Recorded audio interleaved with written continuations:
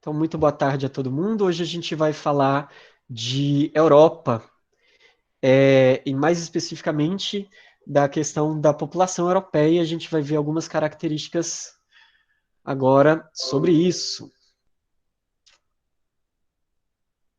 Então, vamos lá.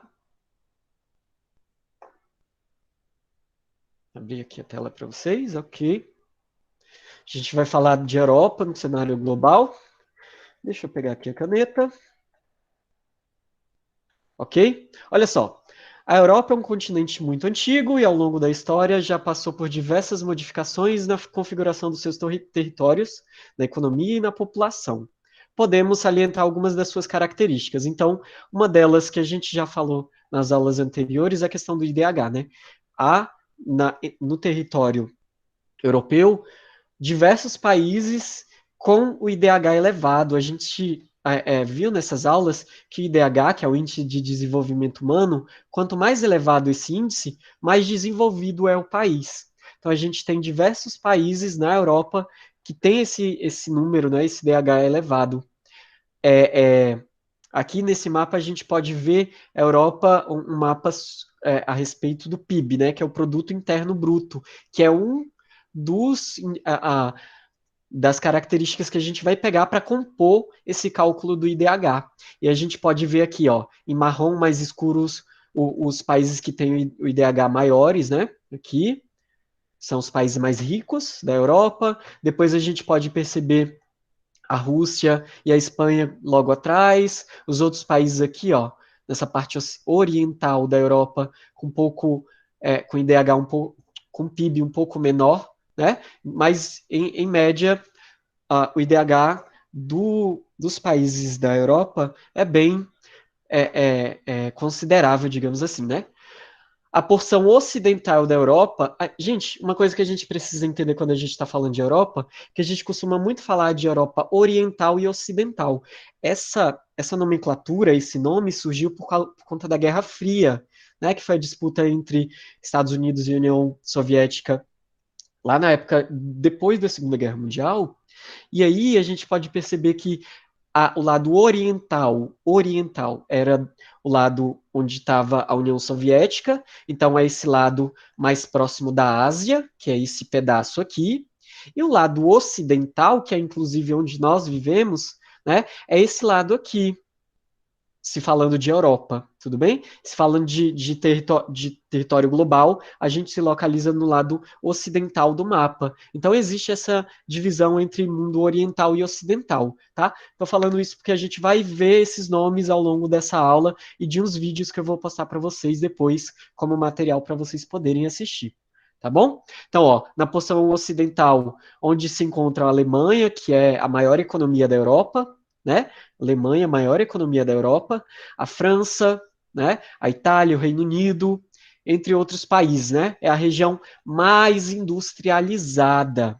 Gente, quando a gente fala de que é o país, a região mais industrializada, a gente de cara pode associar a industrialização ao processo de urbanização. O que é urbanização, professor? Não é a construção de cidade? Então a gente pode na mesma hora que a gente fala que é uma região muito industrializada, com certeza a gente vai pensar em grandes cidades ou em países com grande número de cidades bem desenvolvidas, porque a industrialização ela traz essa característica, tá?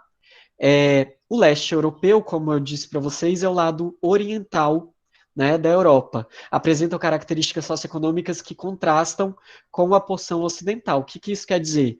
Que a questão socioeconômica das duas Europas é diferente. A gente tem uma Europa mais desenvolvida, que é a Europa ocidental, e o leste europeu, que a gente, né, na época da Guerra Fria chamava de Europa Oriental, tem níveis socioeconômicos um pouco menores do que esses outros países da Europa Ocidental, ok?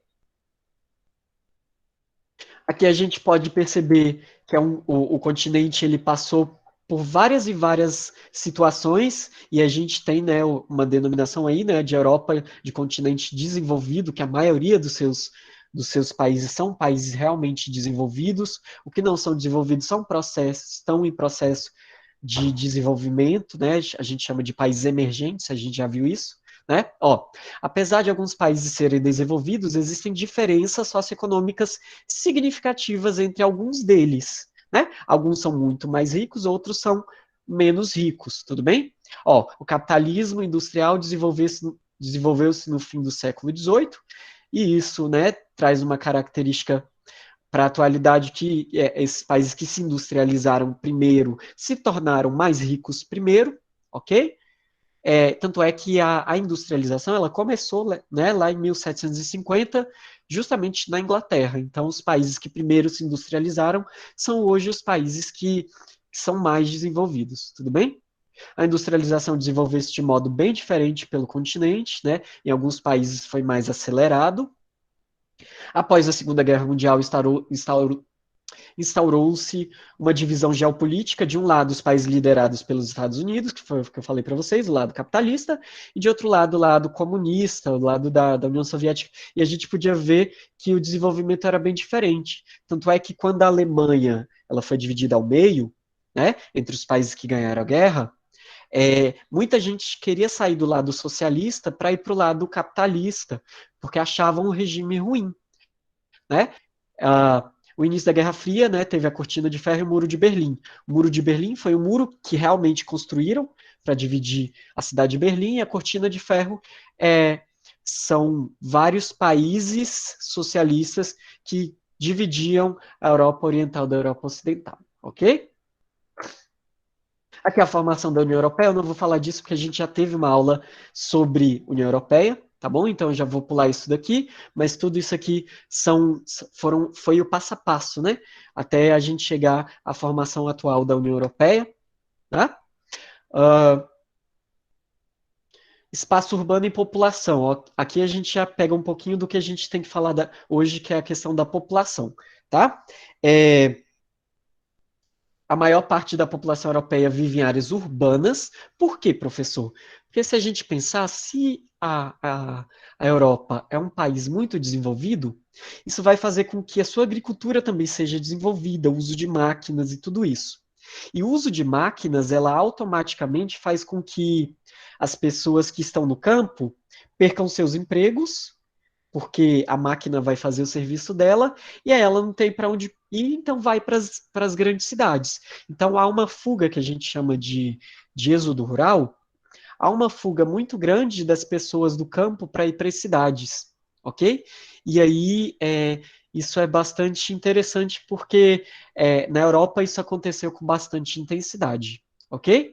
Grande parte da população economicamente ativa, que é a população que está apta para o trabalho, trabalha no setor terciário. Professor, o que é isso? A gente tem três setores da economia: setor primário, secundário e terciário. No setor primário, quem é que trabalha no setor primário? Agricultura, pecuária, a pesca, mineração, tudo que envolver retirada da matéria-prima da natureza. Setor primário. Setor secundário, trabalha nas indústrias. Os mais espertos vão estar anotando essas questões, porque pode ser que caia nos exercícios, tá, gente? Tenha um caderno ou uma folha aí anotando essas coisas. Então, setor primário, agricultura, pecuária, pesca, mineração, ok? Setor secundário, indústria, quem trabalha na indústria. Setor terciário, são todos os serviços que envolvem prestação de serviço e comércio. Por exemplo, médico, professor, dentista, vendedor, atendente. Então, todas as pessoas que trabalham com serviço entram no setor terciário. Então, a maior parte da população economicamente ativa da Europa trabalha nesse setor terciário, assim como no Brasil, né? No Brasil, a maior parte também trabalha no setor terciário. Ok? Tranquilo? Se tiver dúvidas, deixa no chat, tá bom? Em 2011, a população total da Europa foi de 857 milhões de habitantes. Se a gente for ver, é pouco comparado a outros países. Por exemplo, saiu no censo recente do Brasil que a gente já tem, sei lá, 210, 212 milhões de habitantes, né, no Brasil. Só os Estados Unidos tem 300, quase 400 milhões de habitantes. A China tem 1 bilhão e 400. A Índia tem 1 bilhão e 300 milhões de habitantes. Então, se a gente for comparar, é, é até pouca gente comparada a outros países, né? Porque é um continente inteiro que tem 857 milhões de habitantes, tá? É, é isso, tá. Aí a gente vai, quando a gente compara com outros continentes, a gente pode perceber algumas diferenças, que é o que a gente tem que destacar na aula de hoje. Daqui para frente vocês vão perceber, ok? Na Europa Central, que é a parte central da Europa, essa parte aqui, ó. Essa parte aqui encontra-se a terceira área mais densamente povoada do mundo. A gente pode pegar essa área mais escura aqui, ó, a área mais densamente povoada. O que isso quer dizer? Que tem muita gente por quilômetro quadrado, tá? Depois isso vai ser interessante para a gente pensar numa comparação aí que vocês vão entender, ok? Então, essa partezinha aqui que está escura é a região mais densamente povoada do mundo na Europa, ok? É cerca de 160 milhões de habitantes. As aglomerações urbanas estão associadas ao desenvolvimento da industrialização ao longo do século XX, que foi o que eu já tinha falado, né? A industrialização, ela trouxe, ela atraiu muita gente para perto das grandes cidades, ok? As menores densidades demográficas ocorrem no leste europeu, que é essa região aqui, ó, leste europeu, que é onde tem menos gente, tá? Então a parte central e ocidental é a que tem mais gente, e a parte oriental, a parte leste, é a que tem menos concentração populacional, ok? Nos países nórdicos e nas regiões frias, que são essas regiões aqui, ó, também há um vazio demográfico considerável. Por quê? Porque é muito frio, né? Então são áreas montanhosas também, então a população geralmente não fica tão concentrada quanto nessas outras regiões, que, como a gente viu na aula passada, a maior parte do território europeu é plano, né, de planície. Então, isso vai estar muito presente exatamente nessa região onde há uma concentração populacional muito grande aqui. Ok? O declínio do crescimento demográfico europeu e o envelhecimento da população. Gente, ó, isso é muito importante. Muito importante. A nossa população brasileira, ela está em processo de envelhecimento também, um processo bem inicial, mas a população da Europa já é uma população muito mais envelhecida. Isso quer dizer que antigamente muita gente nascia, mas também muita gente morria. E com o passar do tempo, a qualidade de vida da população foi melhorando, o avanço da ciência, da saúde, da tecnologia foi fazendo com que as pessoas, as populações de países mais ricos, por exemplo, consigam envelhecer mais. Por quê? Porque se tem maior qualidade de vida, a pessoa consegue viver até idades bem mais avançadas. Né? Então, isso é muito presente na Europa. Aqui, ó, o continente apresenta uma tendência à diminuição populacional, por quê? Porque tem muita gente envelhecendo e os jovens casais, eles optam, muitos casais, isso é muito comum mesmo, de muitos casais optarem pelo planejamento familiar e optam por terem filhos muito tarde, ou até mesmo de não terem filhos, por opção mesmo, né? Que é a questão do planejamento familiar. Então, isso é muito comum na Europa. Tem cidades que eles pedem para os imigrantes irem para poder renovar a população. Tem cidades, poucas cidades da Europa, né? Que é até engraçado, mas eles incentivam as pessoas a terem filho. Fala, gente, vocês têm que ter filho, porque futuramente essa galera é quem vai trabalhar para a gente, vai gerar renda. Então não é interessante, né, que é uma população deixe totalmente de ter filhos, né? É esperado que haja uma renovação, tudo bem? Senão todo mundo fica muito velho, e aí como é que vai se pagar a aposentadoria, por exemplo, dessa população? Tudo bem? Por isso que foi pensado recentemente na reforma da Previdência aqui no Brasil. Essa reforma da Previdência foi pensando também no nosso envelhecimento da nossa população, que é o que já está acontecendo. Ok? As principais razões são as baixas taxas de fecundidade, então tem pouco casal, né, atingindo um número ideal para que a população se renove, então essa taxa de fecundidade é uma taxa de filhos por mulher, essa taxa está sendo bem diminuída na Europa, ok? E o envelhecimento da população, a população está ficando bastante velha, né? É o que a gente viu aqui no título, tudo bem? A baixa taxa de fecundidade pode ser explicada por vários fatores, como planejamento familiar, então as pessoas não querem, por opção mesmo, né? Optam por trabalhar, por né, terem sua casa, seu carro, enfim, planejamento, né? A participação das mulheres no mercado de trabalho também é um dos fatores mais importantes, então, antigamente, o que, que acontecia? Os homens trabalhavam e as mulheres cuidavam da casa. Hoje, o que, que a gente pode notar? Que tanto homens quanto mulheres disputam o mercado de trabalho e as mulheres estão aí mostrando cada vez mais que podem e devem trabalhar e terem salários justos e igualitários, assim como os homens. Então, é isso que está acontecendo no mundo, né, em grande parte do mundo, e na Europa já é muito, muito, muito comum de verdade. Né? O uso de métodos contraceptivos também. Então, é, é, as famílias usam métodos contraceptivos para que só tenham seus filhos quando desejados, ok? Muitos países apresentam taxas de crescimento vegetativos negativas, como a Bulgária e a Rússia. O que, que isso quer dizer? Que tem pouca gente nascendo, né? E aí a gente tem que pensar localmente como isso pode ser um aspecto positivo ou negativo, tudo bem? Nem tudo é tão positivo ou tão negativo que se possa imaginar e se esperar, ok, gente? No geral, os países europeus possuem uma média elevada de expectativa de vida, que foi o que eu tinha falado, né? Quanto maior o acesso à saúde, à educação, a meios de tecnologia, enfim, a ciência desenvolvida vai fazer com que a população viva mais, ok?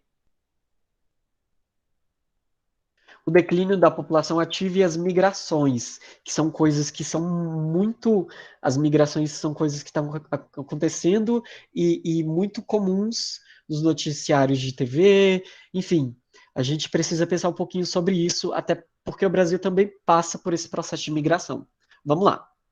Até o final de 1970, países com a economia mais desenvolvida, como a Inglaterra, a França, a Alemanha, exportavam mão de obra de países europeus com a economia menos dinâmica, como a Grécia, a Espanha, Portugal e Itália. Então, as pessoas saíam dos países como a Alemanha, França e Inglaterra e iam para esses países como Grécia, Espanha, Portugal e Itália para poderem trabalhar lá, exportando mão de obra qualificada, ok?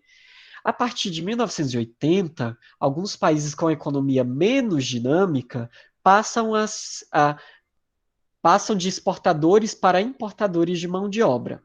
Atualmente, a maior parte dos imigrantes que chega à Europa provém de países islâmicos que possuem altas taxas de natalidade. O que isso quer dizer, gente? Países islâmicos são aqueles países árabes da África e da Ásia que passam por problemas sociais como guerra, como conflitos, né? E aí as pessoas estão saindo, principalmente da Síria, das regiões muito próximas da Europa, para irem para a Europa legalmente ou muitas vezes ilegalmente, né? Por quê? Porque, velho, os países estão em guerra, né? Então eles querem simplesmente viver e trabalhar, ter uma vida normal. E desculpe, e aí muita gente é contra esse tipo de migração, né? Muitos países da Europa são contras e tudo mais. Existem seus prós e seus contras, né?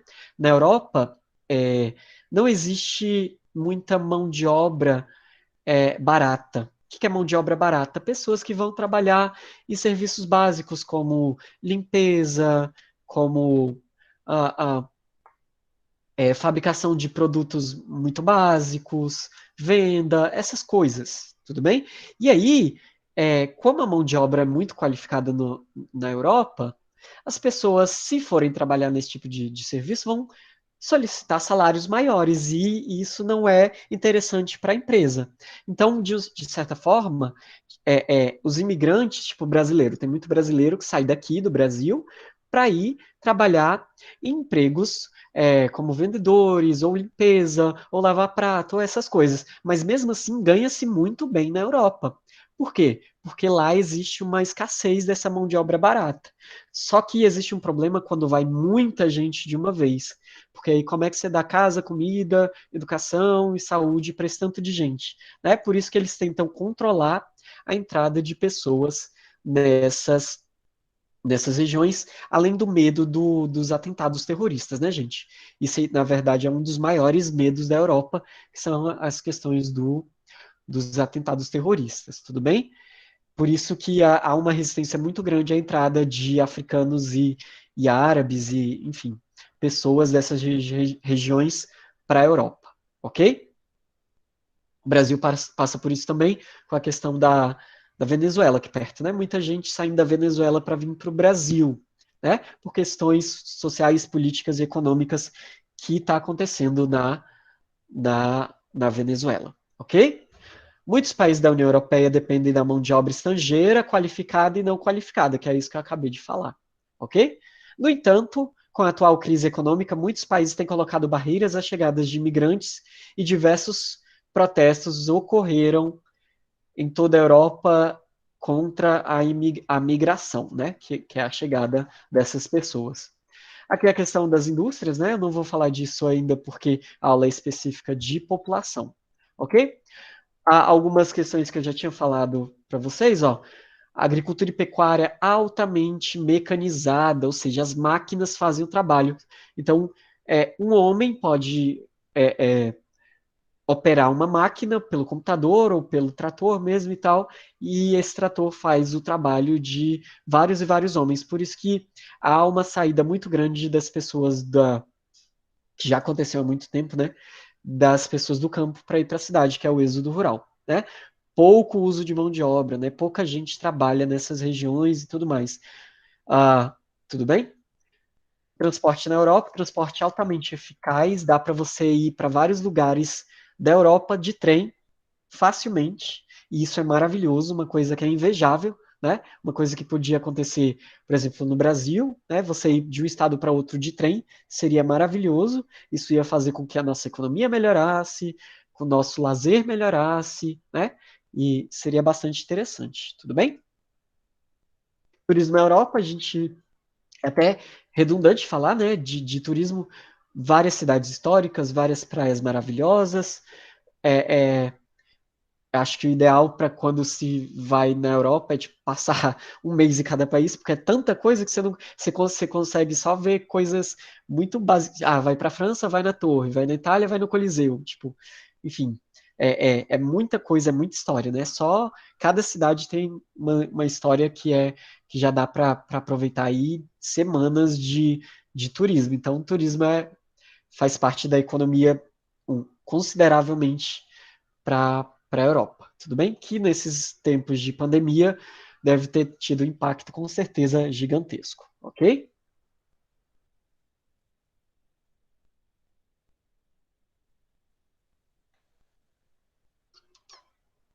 Ok,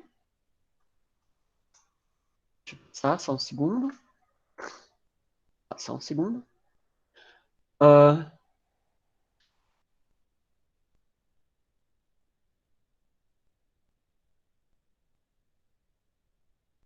Ah, sobre a diversidade, né? A gente tem na Europa uma diversidade étnica muito, muito, muito grande. Se você for reparar, cada país tem uma língua específica sua. Na França, se fala francês, na Holanda se fala holandês, na Inglaterra se fala português, na Espanha o espanhol, na Alemanha o alemão, na Itália o italiano. Então, a gente pode perceber que há uma diversidade é, é, étnica muito grande, muito forte. Isso fez com que várias guerras acontecessem ao longo da história. E com isso traz a diversidade linguística, né? Aqui a diversidade religiosa, muitas religiões, muitas culturas diferentes, né? Então a gente pode perceber que essa questão da diversidade é muito grande e eles têm muita muita propriedade para dizer não, a gente vai continuar, embora o inglês seja a língua universal, eles têm propriedade para falar, a gente vai continuar falando a nossa língua local, porque é a nossa identidade, né? A nossa cultura, enfim, são coisas muito importantes, né?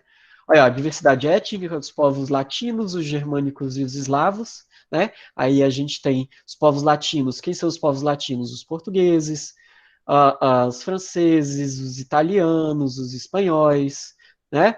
Os romenos da parte oriental, germânico, as línguas germânicas, né?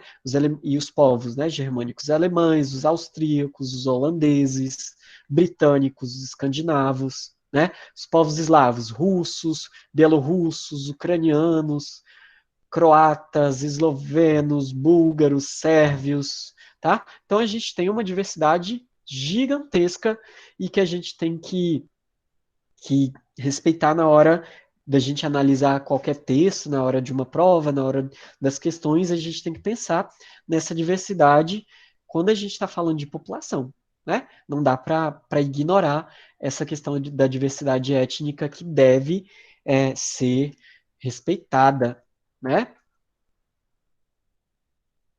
Problemas populacionais, aqui a gente pode perceber, ó, devido à diversidade populacional e ao crescimento econômico da Europa, enfrenta alguns conflitos. Destacamos os movimentos nacionalistas, então muitos povos entram em conflito dentro do mesmo país em busca de de separação, de autonomia política, né? Então existe muito isso acontece por isso que de vez em quando a gente pode notar países separando, né? É, é, existe uma região na Espanha que eles pedem a separação da Espanha, né? Justamente lá onde está Barcelona e tudo mais. Existe isso ainda atualmente, né?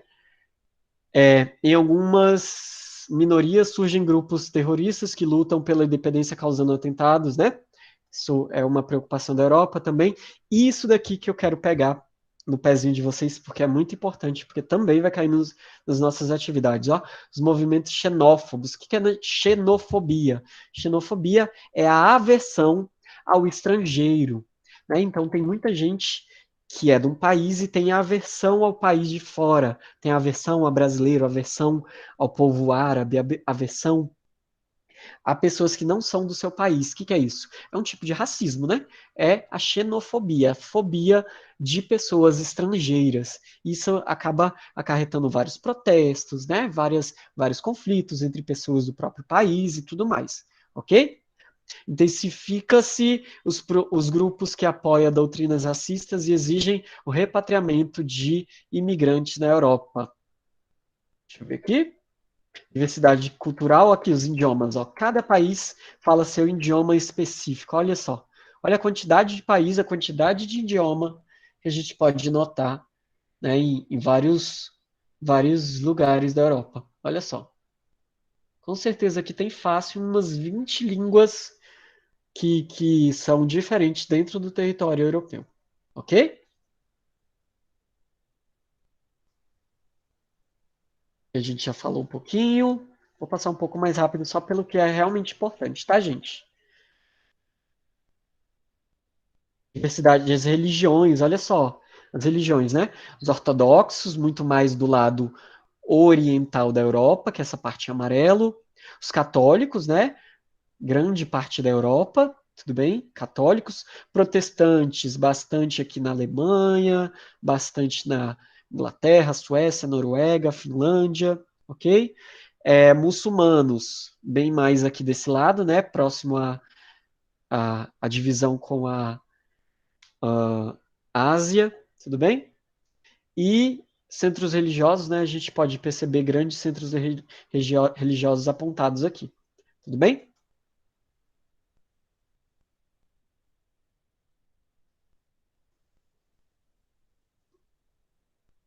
Aí algumas imagens sobre a cultura europeia, grande diversidade de cultura, né?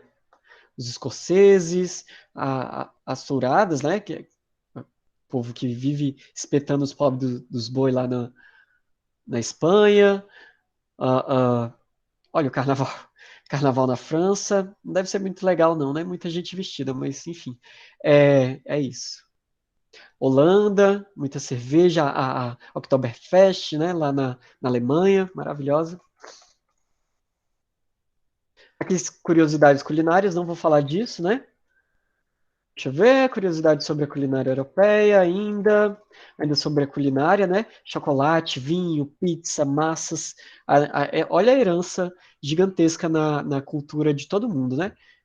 Na questão da culinária mundial aí, são essas heranças europeias. Deixa eu ver, principais regiões industrializadas da Europa, a gente vai ver provavelmente o mapa. Deixa eu ver se tem aqui. As regiões mais industrializadas, ó. As regiões mais industrializadas da Europa é exatamente onde tem mais gente, que foi aqueles primeiros mapas que a gente viu no comecinho da aula, tá? Comecinho da aula. Lugares mais industrializados da Europa são onde concentram mais pessoas, mais população, ok?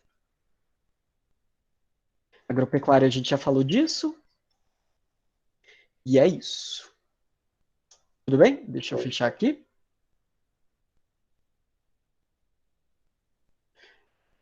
Deixa eu fechar. É isso, meu povo. Eu vou terminar aqui a gravação.